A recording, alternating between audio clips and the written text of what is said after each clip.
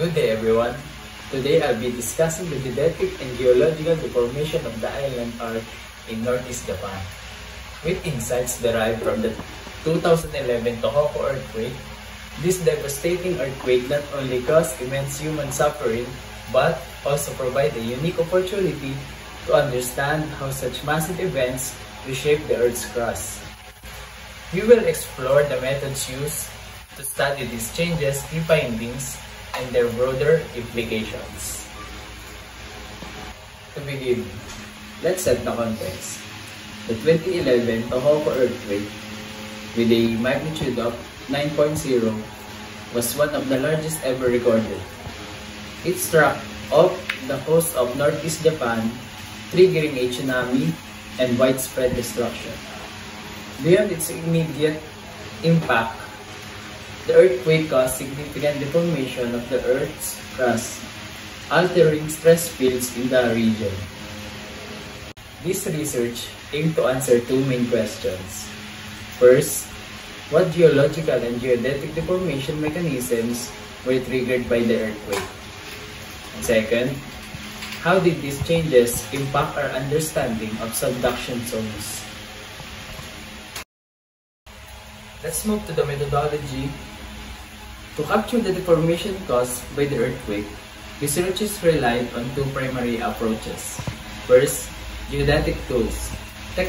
Techniques like GPS and LNSAR were used to measure surface displacement and subsidence. These tools provided highly accurate data about how the crust moved during and after the earthquake. And second, geological surveys.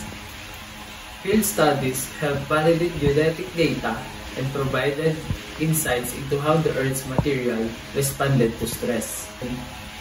Of methods allowed for a comprehensive analysis of pre- and post-earthquake deformation patterns. The earthquake caused dramatic geodetic and geological changes. Let's highlight some key findings. First, crustal displacement and subsidence.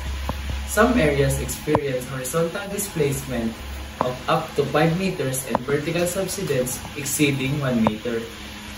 Second, tectonic plate interactions.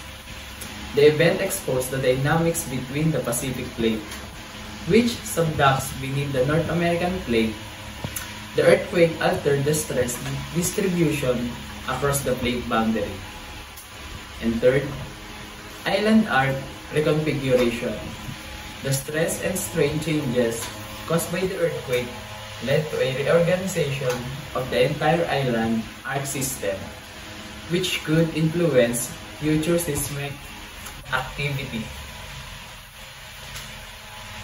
These findings are critical for understanding the mechanics of large subduction zone earthquakes and their long-term effects on tectonic systems. So why does this matter? The implication of this finding extend beyond Japan. Improved seismic models, understanding deformation patterns, helps refine models of subduction zone behavior, making earthquake predictions more accurate. Infrastructure resilience.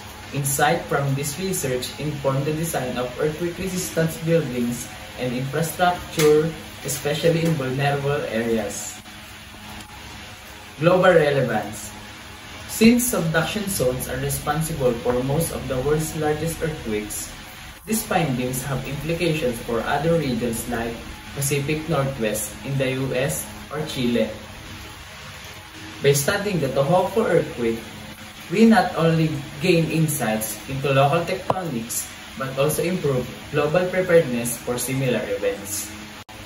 In conclusion, the 2011 Tohoku earthquake was a landmark event, not just for its immediate impact, but also for the scientific insights it provided.